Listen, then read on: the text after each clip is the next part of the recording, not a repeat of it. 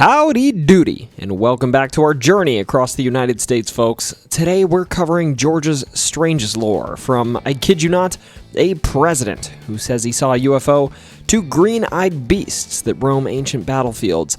This is not one you want to miss. Now, before we get started, I just want to say if you're finding you're having a lot of fun here, your subscription, a comment, and a like are always appreciated. And they're an easy way to say, hey YouTube, this guy's alright.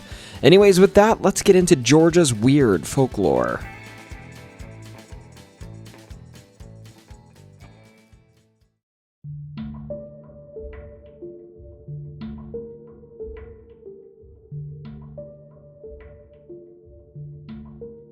So when you think of someone having a credible UFO sighting, who pops into your mind first? A seasoned police officer? A level-headed doctor? Maybe a high-powered lawyer? Okay, now how about the President of the United States? No, seriously, that's exactly what happened. The 39th President of the United States, Jimmy Carter, once reported seeing a UFO. Yes, that Jimmy Carter, peanut farmer, Navy man, Nobel Peace Prize winner, and devout Sunday school teacher. A little while before he moved into the White House, Carter witnessed something in the skies over Georgia that, according to him, made him stop and go, huh. Now, let's rewind the tape. The sighting happened in the small town of Larry, Georgia. The year was 1969, and at the time, Carter was still serving as the governor of Georgia. In one of those little twists of bureaucratic time warping, Carter would later recall that the event happened in October of that year, but records show that the Lions Club meeting where this occurred actually took place on January 6th of 1969. That's right, January, not October. Someone must have mixed up their calendar. At precisely around 7 p.m. that evening, just after sunset, Carter and a group of 10 or 12 other guests were outside doing what people do before a Lions Club meeting in rural Georgia, hanging out, chatting, probably digesting casserole, and crop dusting the group with Jimmy's special 3-bean surprise. Then someone looked up and pointed, "Look over in the west," and everyone turned to see a bright white light in the sky, so bright that it rivaled the moon. The object hovered about 30 degrees above the horizon and seemed to be heading their way, but just as it neared a line of pine trees, it stopped, as if it forgot who it was on its way to probe that evening. The light then started to change color. It turned blue, then red, then white again. Then, without making a sound, it appeared to drift off into the distance. The whole thing lasted about 10 minutes. Carter estimated the object's distance from them as somewhere between 300 and 1,000 yards. So, close enough to see, but far enough away that no one was about to go poking at it with a stick. Carter later would call it the darndest thing I've ever seen, which, from a man who had to debate multiple presidential candidates on national television, really says something. He described it as self-illuminating and not resembling any solid craft he was familiar with. And considering he served in the US Navy and worked on nuclear submarines, this isn't someone who would mistake a weather balloon for a flying saucer. Now, here's how Carter described the scene in his own words in some later interviews, too. There were about 20 of us standing outside of a little restaurant, I believe a high school lunchroom, and a kind of green light appeared in the western sky. This was right after sundown. It got brighter and brighter, and then it eventually disappeared. It couldn't have any solid substance to it. It was just very peculiar looking light. None of us could understand what it was. And in another statement he elaborated, all of a sudden, one of the men looked up and said, "Look over there in the west." And there was a bright light in the sky. We all saw it, and then the light, it got closer and closer to us, and then it stopped. I don't know how far away, but it stopped beyond the pine trees, and all of a sudden, it changed color to blue, and then it changed to red, and then back to white, and we were trying to figure out what in the world it could be, and then it receded into the distance. He reported the sighting formally on September 18th of 1973, years after the fact, but his recollection was consistent, and clearly had left a mark. He made no announcement about the sighting during the Lions Club event itself, perhaps worried about sounding, well, maybe a little too out there. Interestingly, Carter never actually claimed the object was an alien spacecraft, just that it was a UFO. He stuck with the literal definition of a UFO, an unidentified flying object, and maintained that it was just something he couldn't explain. It made no noise and didn't behave like a conventional aircraft. Now, because Carter was, an actual presidential candidate when he reported the sighting, it gained some serious attention. An investigation into the event was carried out in 1976, and it looks like it was actually investigated by the Air Force's Project Blue Book and later reviewed by the CIA. In these investigations, to start, investigators managed to talk to people who were supposedly at this Lions Club event that night, and, well, most of them didn't really recall anything particularly out of the ordinary here. That is, except for one, a man named Fred Hart, who remembered seeing a blue light or something or other in the sky, like some kind of weather balloon they send out or something. That's his exact quote. Not exactly poetry, but it's something. And of course, from all of this investigating, a bunch of suspects were put forward. And of course, the first usual suspect is Venus. Yes, Venus, the planet blamed for more UFO sightings than your ex's glow-in-the-dark body glitter. At the time of the Carter sighting, Venus was at its maximum brightness, and would have been right in the part of the sky where the object was seen. It's admittedly a pretty standard explanation, but also kind of lazy if you ask me, especially when you remember that Carter was an amateur astronomer. He knew what Venus looked like. This is a guy, again, who handled nuclear weapons on submarines. If there's someone who could tell the difference between a planet and a self-illuminating Technicolor blob, it's probably Jimmy. Or at least he knew how to distinguish something remarkable from something unremarkable. The most compelling explanation, in contrast, at least in my mind, came not from stargazers or skeptics, but from one Carl G. Justice, a former professor at Georgia Tech University, and one-time scientist at Eglin Air Force Base in Florida. Justice pointed out that in the 60s and 70s, the Air Force was conducting atmospheric studies using high-altitude chemical releases. These were rocket launches that created glowing clouds using compounds like sodium and barium that could scatter sunlight and produce vibrant colors at twilight. And wouldn't you know it, on January 6th of 1969, at exactly 7:35 p.m. Eastern Time, a barium cloud was launched from Eglin Air Force Base. This is on record. Also, Eglin is about 200 kilometers away from Leary, Georgia. From Carter's vantage point, the glowing barium cloud would have appeared in the western sky at about 33 degrees above the horizon, exactly where he saw the strange light.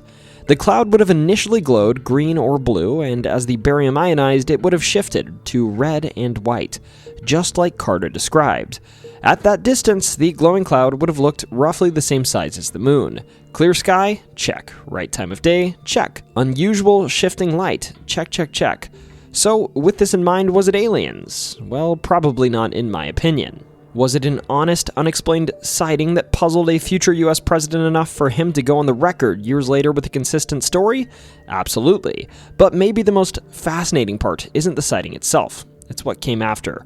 During his 1976 campaign, Carter promised that if elected, he would institute a policy of openness regarding UFOs, which is politicians speak for, I will definitely forget this promise the second I sit in the Oval Office and see what's really going on in that classified drawer marked Do Not Touch. Regardless, he pledged, I quote, "If I become president, I'll make every piece of information this country has about UFO sightings available to the public and scientists." Which, of course, as I said, didn't really happen. Once in the office, Carter quickly pivoted to citing defense implications as the reason for withholding such information. A tale as old as Roswell. Maybe it was legitimate, maybe it wasn't, but for all the noble talk, disclosure was not forthcoming. Still, Carter's perspective on extraterrestrial life was interesting. In an interview with NPR, a reporter asked, "So basically, on what you've seen, you have no reason to think there's life out there?" And Carter's reply was thoughtful, if a little dry. He said, "I don't know that, but if there is, this life has nothing to do with the UFOs we see on Earth." This is me summarizing a bit. If there's some other civilization out there, I doubt they'd send a big, bulky airship. They'd probably just keep watch and leave us alone. To me, frankly, this sounds exactly like what someone under galactic surveillance would say. But seriously, coming from a former president and nuclear engineer, this somehow makes the idea of aliens both more plausible and more boring simultaneously. Either way, the next time your weird uncle starts talking about the lights he saw over Home Depot, maybe give him a second. He might just be the next Nobel Peace Prize winning peanut farming skywatching president.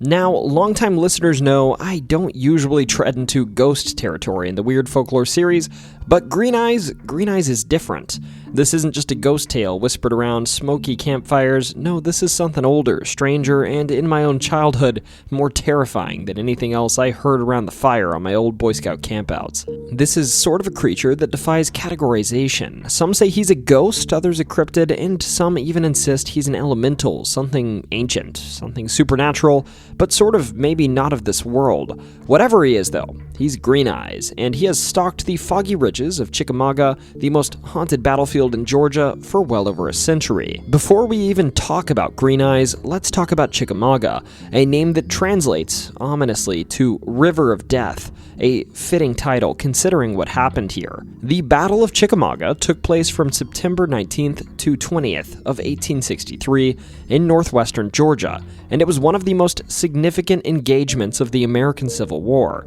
It was part of the Union's larger campaign to seize control of Chattanooga, a key railroad and supply hub known as the Gateway to the Deep South. Union Major General William Rosecrans led the Army of the Cumberland southward in a successful maneuver to force Confederate General Braxton Bragg's Army of Tennessee out of Chattanooga. However, Bragg regrouped just to the south of the city and launched a counteroffensive near Chickamauga Creek. The battle erupted in dense forests and rugged terrain, with chaotic fighting and poor visibility on both sides. After 2 days of brutal combat, the Confederates, bolstered by reinforcements from General James Longstreet's corps from Virginia, broke through a critical gap in the Union line, leading to a full-scale retreat of Rosecrans' army back to Chattanooga. The battle resulted in over 34,000 casualties, making it the second bloodiest battle of the war after Gettysburg. And although it was a tactical victory for the Confederacy, they failed to capitalize on the win strategically. The Union Army was soon reinforced and held Chattanooga, setting the stage for future campaigns that would ultimately lead to the Confederacy's collapse in the Western Theater. The staggering loss of life and the haunted legacy of the battlefield would echo through history and legend. All of this, and nobody even got a t-shirt or a mug that said, "I survived Chickamauga battlefield." Major bummer. Regardless, like any blood-soaked ground, Chickamauga began to stir with something unnatural.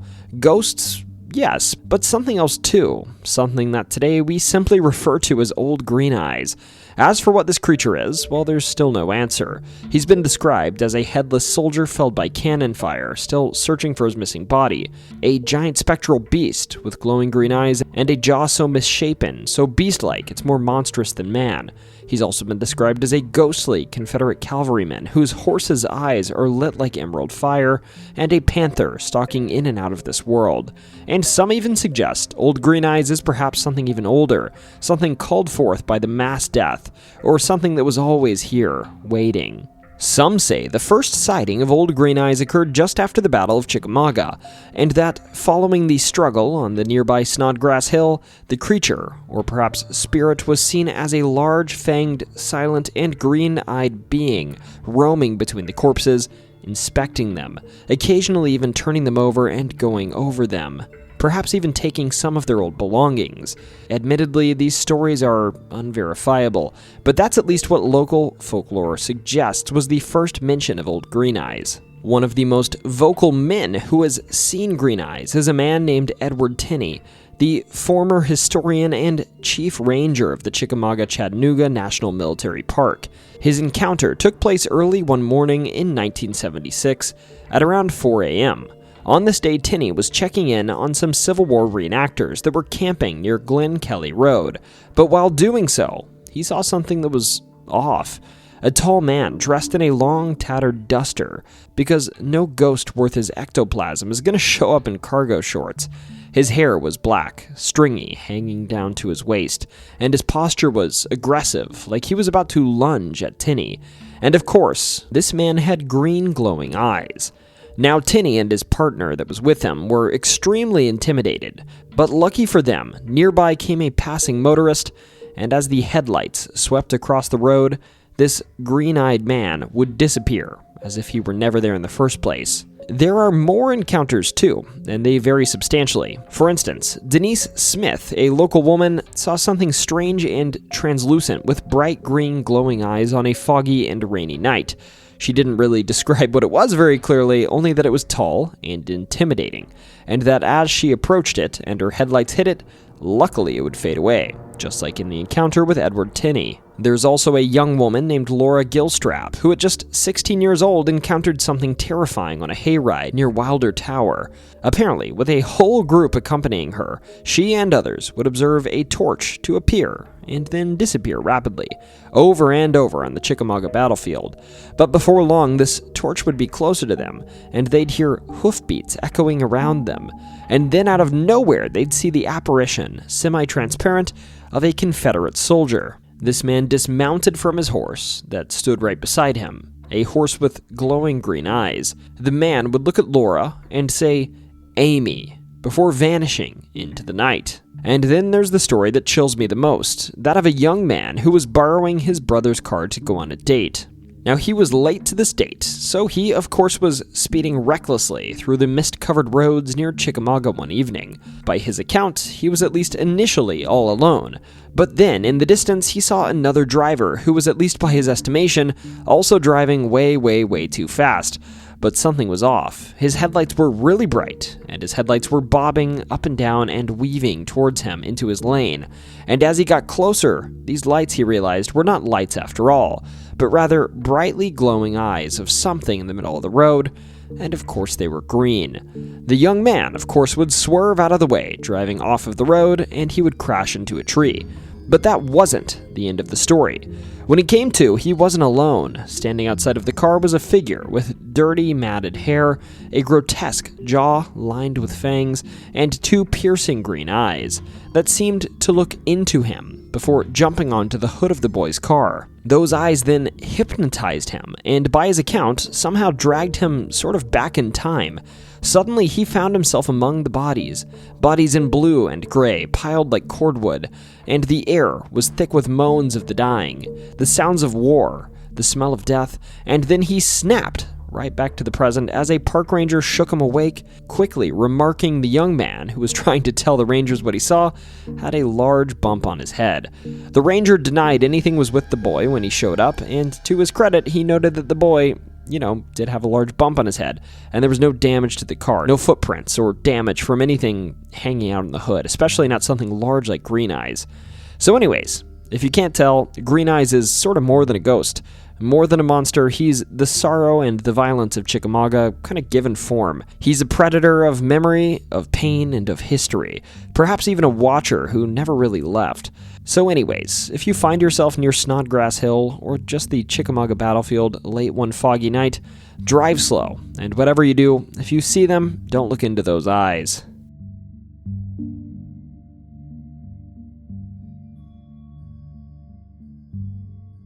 Just outside of Flovilla, Georgia, about an hour south of Atlanta along Interstate 75, you'll find something interesting.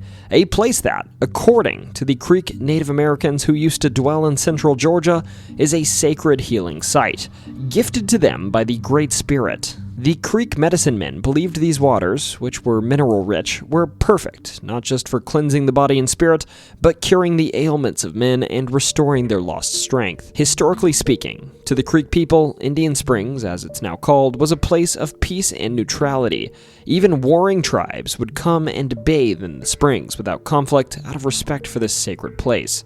Here, there were ritual purification ceremonies that ranged from simple rituals meant to heal the sick, involving days of prayer, fasting, and drinking this sulfurous water, to rites of passage for the young among them. The spring's importance is underscored by its use in Creek governance and ritual. Early 19th century accounts report the Creek people held important meetings at these springs, and out of respect for the springs and fear of disturbing them, it was a rule among these people that no village should stand upon them. Instead, those brought here for healing were made to camp on the nearby hillsides, and spring water was brought to them. Of course, as sad as it is, despite this importance, these springs no longer belong to the Creek people. In the 1820s, you see, Western settlers learned of the springs, and they just came and ruined everything, like all of those darn tourists in insert blank town. One of the individuals most responsible for spreading word of the springs was one William McIntosh, a Creek leader. McIntosh and partner Joel Bailey actually broke the aforementioned rule of settling on the springs, and constructed the first inn at the springs in 1823. In 1821, Creek chiefs had formally reserved the spring, but in February of 1825, McIntosh's unauthorized Treaty of Indian Springs, negotiated in their very inn, ceded all of the creek lands, including the springs, to the state of Georgia. The spring tract was therefore sold off by the state in 1828, opening the springs to development. Quickly, the springs became one of Georgia's premier resorts. By mid-century, the village boasted numerous hotels and bathhouses, and there are records of up to 10 different lodging establishments in the area where visitors would flock to drink and bathe in the waters, and promotional materials hailed the park as a national spa. A 1930s-era postcard advertises Indian Springs as one of the most outstanding health spas in the United States, boasting 12 different minerals in the water and curative powers enjoyed by people from all parts of the world. Amenities at the height of its popularity included a stone spring house, heated bathhouse, pavilion, pony track, picnic grounds, and more. Now, admittedly, this boom waned after the Civil War, but despite this, in 1927, the Springs became Georgia's first state forest park, and in 1931, Indian Springs was officially designated one of the state's first parks.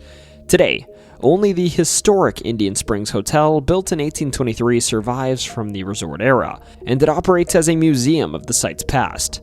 Today, Indian Springs State Park continues to draw visitors, and ranging from the early 1900s to now, it's been frequently touted that these waters can cure everything from tuberculosis to rheumatism to digestive distress to skin conditions. Thus, many who visit today still come and drink this water, ritualistically at least, which I should note is said to taste sort of lousy. However, folks claim they feel significant relief from what ails them when they drink it. And this has me beg the question, is there actually any credence to this spring's health-improving effects? Well, maybe. The water is, at least, sort of unique. It's rich in sulfur, calcium, and magnesium, so that at least accounts for the weird taste. But as far as any health effects from this water, well, those appear to be rooted more so in legend than in science. In practice, the water is valued today as a historical curiosity and a novelty experience rather than a true cure-all. I know, folks are going to yell at me for this, but seriously, there's no peer-reviewed medical studies that suggest any benefit to these springs. That being said, from what I can tell, this water is safe to drink, so if you decide that you want to give it a shot, by all means, come drink these waters, and from what I can tell, you can bottle them and even take some home with you. Of course, while science hasn't entirely figured it out yet, perhaps there's a reason mineral springs the world across are touted as having healing properties.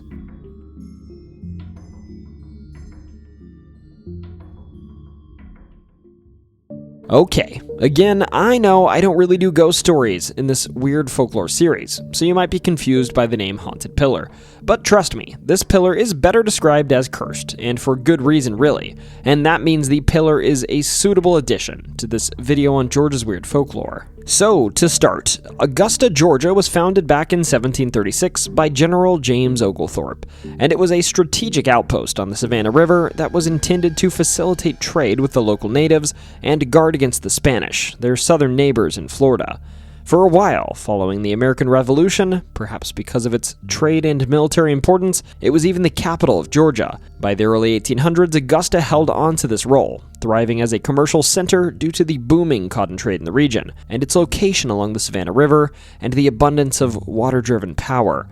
Also, during the 1800s, Augusta would become home to the Medical College of Georgia and a hub for education of regional culture, eventually becoming revered as one of Georgia's most important inland cities. It was during this period that Augusta would start to see this bit of lore begin.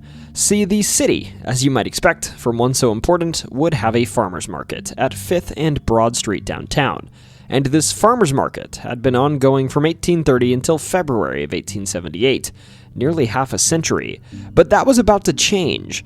See, according to the yearbook of the City Council of Augusta, Georgia, published in 1977, a traveling evangelist preacher would set up shop here, and he'd do so next to a stone pillar, and he would start preaching. This, of course, wasn't taken kindly by the local law enforcement, and they basically told this traveling evangelist to take his preaching elsewhere. Of course, he didn't appreciate this, and the preacher would threaten the men, letting them know that if he wasn't allowed to preach here, well, the farmer's market would be destroyed by a tornado. He was probably saying, "Let me yell about damnation next to this squash or I'll call down an F3 from the heavens." And the cops were going, "Sir, this is a Wendy's." They, of course, didn't buy this one, and instead ushered him away, but wouldn't you have it, turns out he wasn't lying. In February of 1878, something uncommon, a winter tornado, would sweep through Augusta. It started with the sound of the market's bell striking 1 a.m. for the last time, and then the winds would begin to pick up, and they would knock everything down from nearby trees to brick walls of the old market, destroying the old farmer's market, and leaving the pillar, the singular shaft of this building in this old postcard, as the only remnant of the market. If you believe the stories, funny enough, some local newspapers of the time remarked that it may be a good thing that the farmer's market was destroyed, as they wanted to move it anyways. They apparently thought the market was unsightly. Regardless, the preacher, it seems, held true to his word. The thing is, though, he didn't warn these officers about the after effects of this curse. See, it wasn't just an isolated tornado that cursed this town and left the pillar standing. The pillar he wanted to preach by, too, actually held on to some of his bad juju. It said that anyone going forward that tried to move this pillar would die. For instance, it said that a man tried to use his tractor to pull the pillar down, but it wouldn't move, and within a week, his hair would gray, and he'd age rapidly, dying of old age, despite the fact that just a week prior, he was a young man. Other stories tell of construction workers tasked with moving the pillar, who were crushed by their equipment and struck by lightning while trying to complete their work. Sort of like Final Destination, but for people with union jobs. In short, the pillar, it seemed, wanted to stay put. Now, even into modern day, though we'll get to this, the pillar isn't entirely there anymore, it's said that if you touch the pillar, or even part of it, you will pass away shortly after. Now, funny enough, this curse seems solely isolated to intentional attempts to uproot the pillar. For instance, in June of 1958, the pillar was actually toppled by a large bale of cotton that fell off of a truck, perhaps briefly ending the curse, but wouldn't you have it, they actually rebuilt the pillar just a few feet further from the curb. That being said, it again would be struck by a passing Ford Taurus in 2016.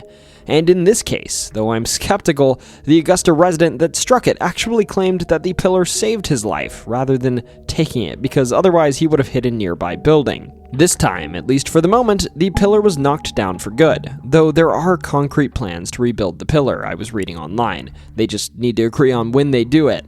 As for now, the base of the old pillar is all that stands in Augusta, at the corner of Broad and 5th Street. So as for what locals think about this pillar, well, I saw accounts from one individual, the man who runs a liquor store across the street from the pillar, who said to Roadside America, "There's a lot of Yankees that come here to take a picture of it. I don't know what the hell they're expecting to see." And then he recounted how he didn't think there was any curse surrounding it, largely because a guy said he was going to knock the pillar down once, and then he went and bought a sledgehammer and proceeded to slam the hammer against the pillar 3 times like he's summoning Beetlejuice before the owner of the liquor store called the police. All of this, of course, occurred without any intervention from the pillar's curse, funny enough. So anyways, that's the story of the cursed pillar of Augusta. Now's when I ask you, are you a resident or local around Augusta? And have you touched this pillar? Personally, it sounds to me like whatever cursed energy it had has disappeared. But anyways, what do you think? Do you think the pillar is cursed? Let me know down below.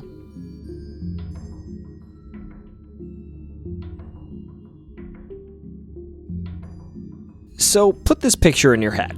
You're out in the woods of rural Georgia. It's quiet, it's dark, you're a little spooked already because, well, it's 3 a.m. in the morning, and everything looks like it's from a Stephen King novel. And then, boom, a velociraptor walks out of the bushes. No, really, welcome to one of Georgia's most wonderfully absurd cryptid tales, the story of the Georgia Raptor. Yes, a raptor, as in velociraptor, as in the intelligent sickle-clawed dinosaur from Jurassic Park.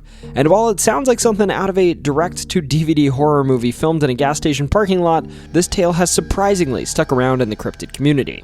So here's the story, as it's been told in all of its prehistoric glory. It was the early morning hours of July 25th of 2008. An 18-year-old farm boy and his grandfather were out on a typical hunting trip, walking through land owned by the family. This wasn't exactly a rare thing. They were familiar with the area, which included woods, grassy plains, and a road frequently traveled by deer. They were heading towards one of their usual hunting spots when the tranquility of the Georgia night began to shift. As anyone who's ever camped deep in the woods knows, the nighttime soundscape is kind of eerie. It's mostly silence, punctuated by the occasional squirrel scream, raccoon rummage, or owl trying to start a fight. But that night, they heard something new. Footsteps. Not just any footsteps, though, heavy, fast, and rhythmic footsteps that were too deliberate to be a deer and too high in cadence to be a bear. The grandfather, a seasoned outdoorsman, held up a hand to signal to his grandson to stay quiet. Whatever it wasn't normal to his ears. Out of the dense brush ahead, just a few hundred yards down the path, something would emerge. According to the boy, what stepped into view wasn't a wild pig or a big coyote. It wasn't any known Georgia critter. What he described with utter sincerity was a creature with lizard-like skin, clawed feet, small arms, and a long, large snout. In other words, it was a dinosaur, specifically something he swore resembled a velociraptor.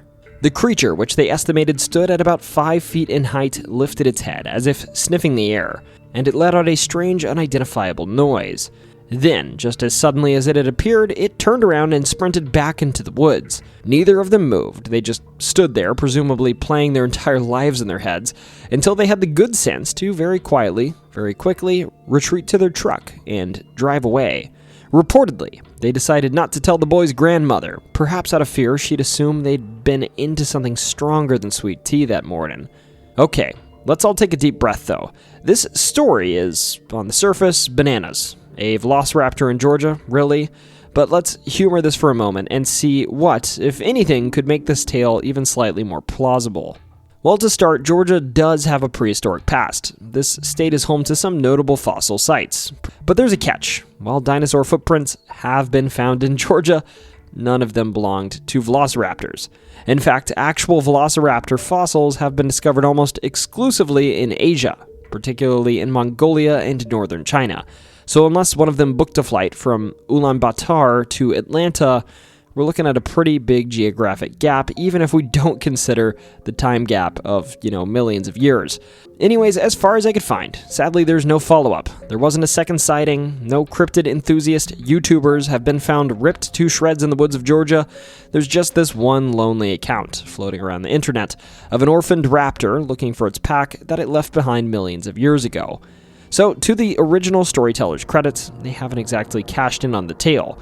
There's no merch, no History Channel special, just a bizarre little footnote in the ever-expanding world of American cryptids. Now, as for what I think, well, my first thought is I don't know what on earth romps around in the Georgia woods that could be mistaken for the leading antagonists of the latter portion of Jurassic Park. Maybe a hairless turkey that got way too big, maybe an emu or ostrich. Other than that, I'm pretty much out of ideas. Either way, if you find yourself walking a lonely trail in the Peach State and you hear something heavy and fast moving through the brush, just remember, sometimes it's smarter to stay still, stay quiet, and let the raptor pass. And for the love of all things Jurassic, don't tell Grandma.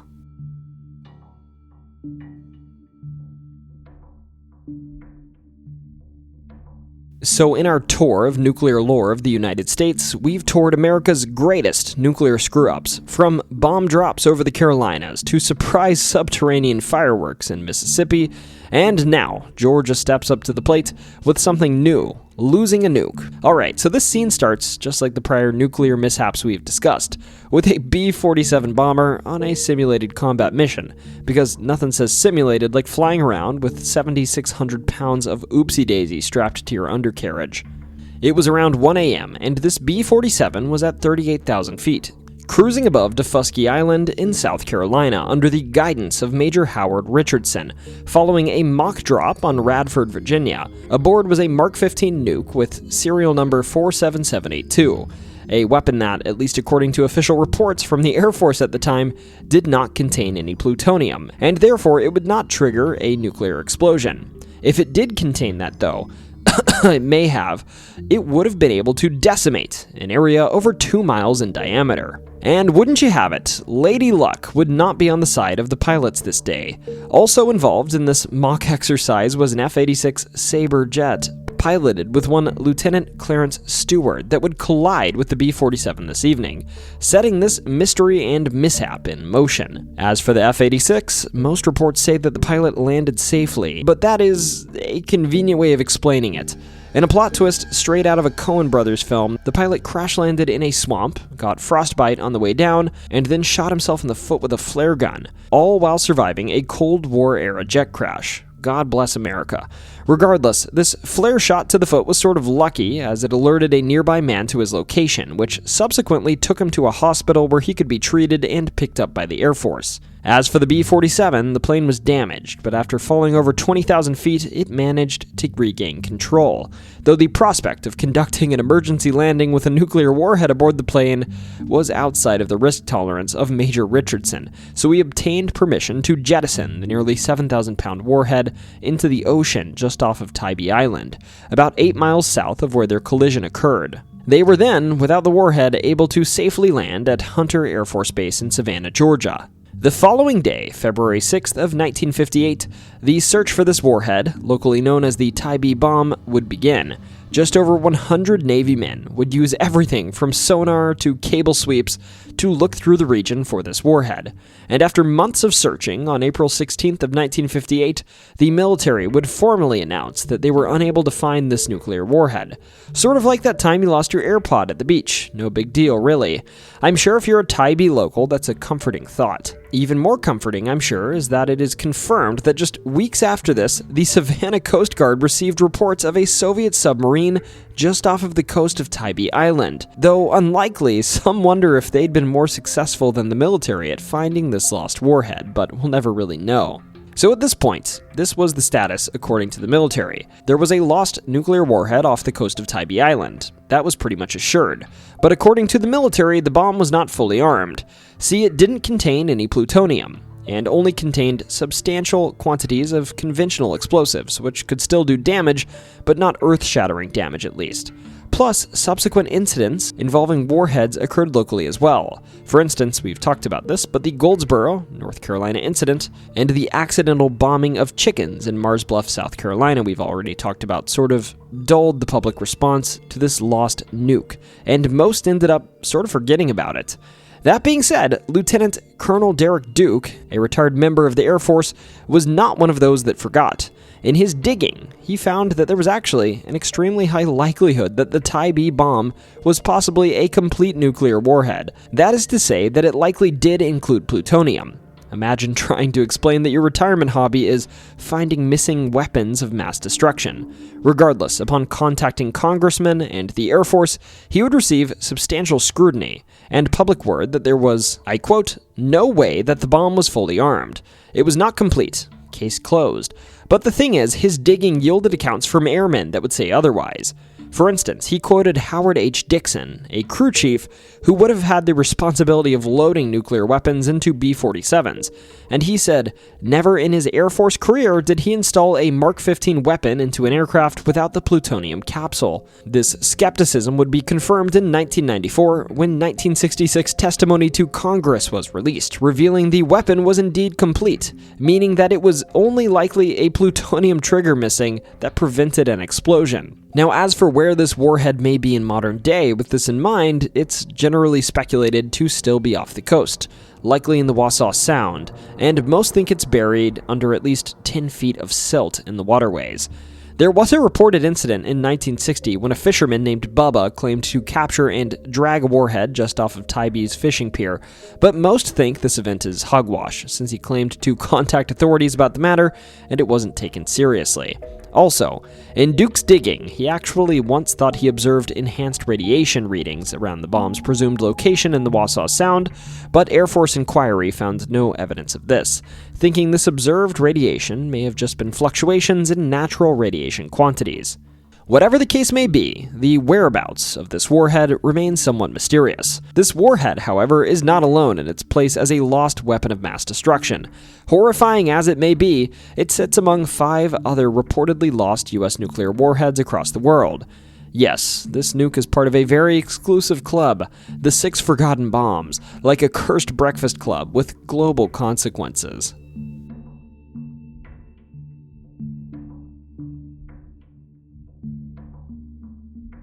So, I originally didn't want to talk about this story. I thought to myself, a scandal involving a crematory is ridiculous. And sure, it's lore, but it's probably silly lore. But the more I read into this story, the more I thought, holy crap, this is so dumb that I think I have to cover it.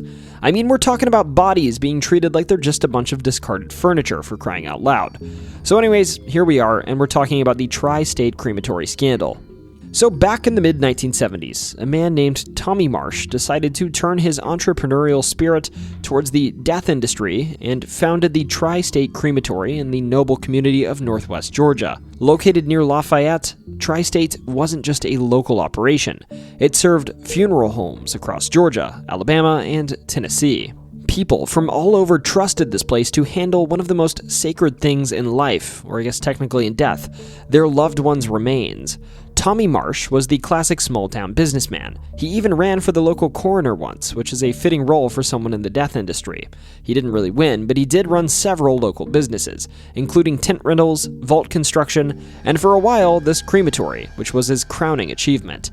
People thought he was a real stand-up guy, the kind of person you'd trust with a loved one's ashes, and that trust would be utterly, completely shattered.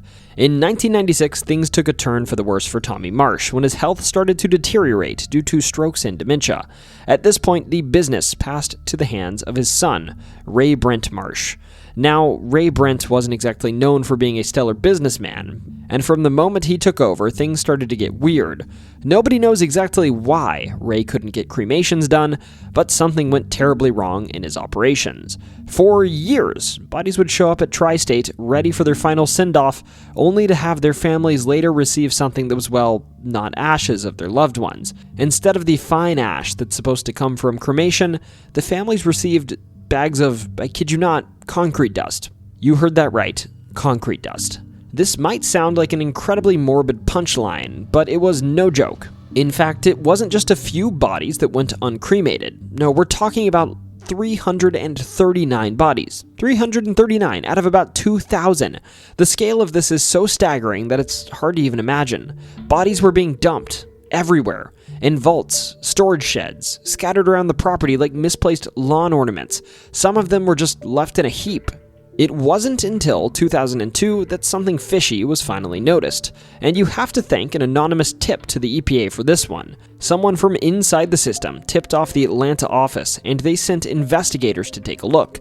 And what did they find? A skull and a bunch of bones, human bones. Mind you, not just a handful either, but a pile. But it gets better, or worse depending on how you look at it. Before authorities could fully dig into the situation, a propane delivery truck driver would call the local sheriff's office not once but twice to complain about seeing bodies scattered throughout the property. I have to imagine that was a memorable day on the job. Despite this, it wasn't until February 15th of 2002 that all hell broke loose. A new investigation led authorities to find not just a few odd bones, but, as the propane driver said, entire piles of decomposing bodies, inside of storage sheds and also outside, just kind of scattered around. And this wasn't just some minor discovery, it was big news. A reporter from Atlanta's WAGA TV station, Dan Ronan, got the scoop after the funeral director called him up to tell him about the investigations. Ronan's interview with Walker County Sheriff Steve Wilson revealed the depth of the horror, and within hours, this story was plastered all over national news. A federal disaster team was brought in, complete with a portable morgue, yes, that's a real thing, and so began the tedious, horrific process of identifying the remains, which was nearly impossible because many of the bodies were essentially basically skeletons at this point. They barely resembled humans. In the end, 113 out of the 339 bodies would never be identified. Yikes. So now the million-dollar question. Why did Ray Brent Marsh do this? I mean, it would have been so much easier to just cremate the bodies, right? Well, it turns out, even Ray Brent Marsh didn't have a good answer. During his guilty plea in court, he basically admitted that there was no clear reason. His only words were, "To those of you who may have come here today looking for answers, I cannot give you." Some people tried to chalk this up to the fact that the crematory oven was broken, but experts later said this was total BS. The oven worked just fine. It was just a matter of Ray Brent's utter negligence. There were also rumors of mercury poisoning from the cremation of bodies with mercury dental fillings, but even that explanation was shaky at best. In the aftermath, Ray Brent Marsh was arrested and charged with over 300 criminal violations. That's a whole lot of deceptive theft, abusing corpses, and burial service fraud. He could have been facing a sentence of thousands of years, no joke. But Ray didn't get that much time. In 2007, he pled guilty, and he was sentenced to just 12 years in prison, along with 75 whole years of probation. He was released from prison in 2016 after serving some of his time. But you have to wonder if there's still a special place waiting for him to finish out those extra 1,000 years. Meanwhile, the families of the victims weren't just going to let this slide. Almost 1,700 families took legal action, and a class action lawsuit was filed.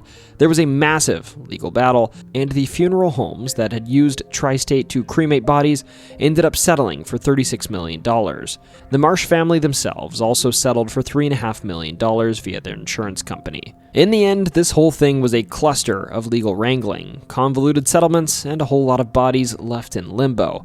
So, the Tri-State Crematory scandal isn't just a tale of broken crematory furnaces or a few shady business practices. It's sort of a tragedy wrapped up in confusion and criminal negligence, and it was the ultimate slap in the face to grieving families who trusted this crematory with their loved ones. This scandal made national headlines and forever cemented Tri-State as perhaps the worst place to go if you want your ashes, well, properly cremated.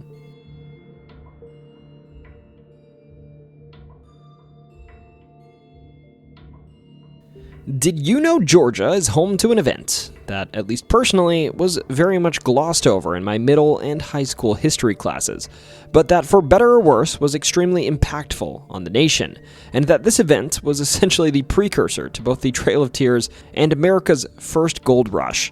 If you haven't heard of it, buckle up. This is a sad but pretty interesting story that's sadly often romanticized as gold rushes are. Now, this gold rush had to start somewhere, and this somewhere is quite variable depending on who's telling the story. The most common version of the tale is that the gold rush started in 1828, when a Cherokee farmer, Benjamin Parks, stumbled over a rock that was, I quote, flecked with gold. Apparently he rushed to sell this rock flecked with gold to an Atlanta merchant, and this spurred initial interest in the town of Dahlonega, or at least the area near where it is today. Other stories include claims that a prospector's mule or a storm uncovered gold in creek beds. In Cherokee oral tradition recorded later, one version holds that around 1815 a Cherokee boy found a small golden nugget on the Chestatee River. In this version, his mother sold it to a trader, spreading word that the golden dreams of DeSoto had been realized in the Cherokee country of Georgia. Some accounts even mention buried treasure, stories of Spanish caches, or hidden nuggets. These tales, like the miners' dramatic memories of 1829, blended fact and fiction, yet they reflect the common knowledge of gold. Even Mooney's accounts conclude, I quote, by 1828, gold was found on Ward's Creek, near present-day Dahlonega, and the doom of the nation was sealed. Again, keep in mind, the various tales of how gold was initially found here are folklore. They aren't verified. What is verified, though, is that there was an article of the Georgia Journal published on August 1st of 1829 that stated 2 gold mines have just been discovered, and preparations are making to bring these hidden treasures of the earth to use. Almost immediately, news of these so-called hidden treasures spread. By late 1829, North Georgia, which was at the time the Cherokee Nation, was flooded by thousands of prospectors lusting for gold. A contemporary report noted that in spring of 1830, 4,000 miners were working along the Yahula Creek alone. Boomtowns such as Dahlonega sprang up in the newly mined Lumpkin County, and within a few years, Dahlonaga's population swelled to the thousands. Auraria, just west of Dahlonega, also became a boomtown to about 1,000 people by 1832, and prospectors out here found gold using simple deposit methods, panning and sluicing creek sands, and by 1831 there were 6,000 to 10,000 miners in the gold belt. By 1830, the Philadelphia Mint was already receiving an enormous amount of Georgia gold from digging about $212,000 in 1830, reflecting the rush's scale. This was a bona fide gold bonanza. Newspapers and political leaders eagerly promoted expansion into the so-called gold region, regardless of what impact it may have had on the native people. Throughout 1829 to 1830, tens of thousands of 29ers flowed into Cherokee land in North Georgia. Alongside them, taverns, supply stores, and stamp mills sprang up overnight. Labor demands for mining, hand shovels, sluice boxes, and later stamp mills crushing ore drove local economies. One Georgia history notes that the Dahlonega Mint's very existence testified to the amount of gold being produced, and it also sparked logging, road building, and other infrastructure changes. This, as you might expect, transformed the local economy. Mining itself employed thousands and generated new wealth to the tune of millions of dollars. But like in most booms like this, most small miners only earned enough for subsistence, and the real profits went to those who controlled capital-intensive ventures. By the late 1830s, large mining companies, often financed by northern investors, used stamp mills and eventually hydraulic methods to squeeze harder ground, and some local fortunes were made. For example, the Franklin Creighton mine in neighboring Cherokee County produced about $1,000 worth of gold per day at its peak in the 1890s. But most 1830s miners eventually left as the easily won placer gold played out. Now, alongside these tales of development, the story told by the proverbial winners of the gold rush, there were losers, really bad losers, that are often not talked about in textbooks and recountings of this history. Honestly, throughout the whole ordeal, Georgia's government was more than happy to push white miners to mine on Cherokee land. And I kid you not, they'd literally go so far as to nullify all Cherokee laws against mining on Cherokee lands and allowed mining there without hardly any input from their people. Because why respect the sovereignty of another nation's land if you think you can beat it in a fight, right? They also went full-on Disney villain mode and literally forbade any person of native descent from testifying in court against a white defendant, because that's not super freaking evil. And they declared all Cherokee government actions null and void. Thus, surveyors soon divided the former Cherokee territory into counties, land lots, and gold lots of 40 acres. They even held a so-called gold lottery, where they distributed Cherokee land to white citizens, blatantly dispossessing the Cherokee. Even on the federal level, President Andrew Jackson himself, a proponent of removal, backed Georgia's actions, and this event was essentially a driving factor for the 1830 Indian Removal Act, which aimed to relocate eastern tribes to lands west of the Mississippi, in large part to open up their gold fields. The Cherokee Nation, of course, challenged Georgia in court, but in Cherokee Nation versus Georgia, signed in 1831, the Supreme Court refused to block Georgia's laws, calling the tribe a domestic dependent nation. Now, to their credit, a year later in Worcester versus Georgia in 1832, Chief Justice Marshall declared Georgia's extension of jurisdiction over Cherokee lands unconstitutional, but Andrew Jackson would quit back.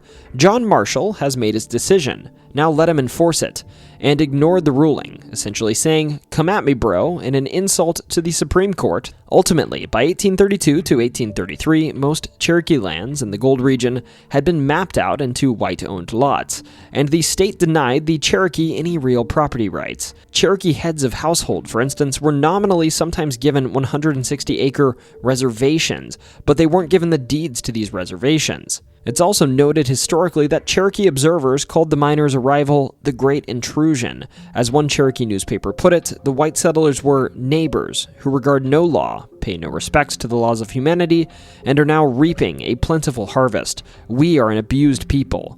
Nevertheless, more whites arrived daily, and by 1831 the population in Dahlonaga's district was estimated at about 15,000 mine workers. Also, as a side note, I've seen some takes on this tale that suggest that the natives weren't aware of this gold until Benjamin tripped on that fancy yellow rock, but this simply isn't true. Modern research suggests southeastern Native Americans understood their lands contained gold long before 1828, and archaeologists have found Cherokee sites with gold processing crucibles indicating indigenous metalworking here. Even early Spanish explorers noted the Cherokee were aware of local gold. For instance, Mooney's 1900 ethnography quotes 16th century Spanish observers who said, "The existence of mines of gold and other metals in the Cherokee country was a matter of common knowledge among St. Augustine's colonists." They also noted traces of ancient mining operations with remains of old shafts, suggesting pre-European or very early workings in North Georgia. There's also plenty of linguistic evidence in the region that hints at the natives being aware of the presence of gold. In fact, Georgia's own historical society notes that Dahlonega was named for the Cherokee word Talanaga, which means yellow or golden in the Cherokee tongue. So anyways, as we've talked about, This gold rush had tragic consequences for the Cherokee. Discovering gold on their land was explicitly why Georgia accelerated removal, and the laws of 1828 to 1830 effectively stripped the Cherokee people of legal rights. This unfortunate circumstance was worsened in 1835 when a rogue faction of Cherokees signed the Treaty of Nuke without tribal consent, ceding all Cherokee lands east of the Mississippi. So, sorry if this one was sort of sad, but in summary, the 1828 to 1830 Georgia Gold Rush not only launched the nation's first great gold mining boom, but it also entangled prospectors, state and federal policy, and Cherokee lives in a complex drama, quickening the disenfranchisement of the native people, and ultimately giving the federal government the motivation they needed to relocate these people to land less desired.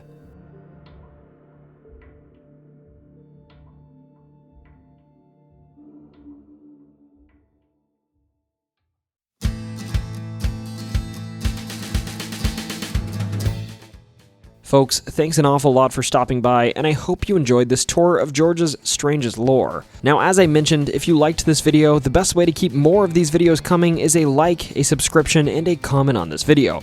It's a really easy way to say, hey YouTube, this guy's alright. Otherwise, up at bat, we've got a special Dark Places video just for y'all Georgia residents, and we'll be covering Savannah, Georgia, and talking about everything from your strangest history to your most haunted places, so keep an eye out for that. Also, I sort of forgot, I owe Texas a part 2. I took a vote on that recently, and I did forget, but luckily I have a schedule, and my schedule reminded me. And after that, geez, is it time for New England? Vermont? I think I'm coming for y'all. I may take a pit stop along the way, but I'm coming.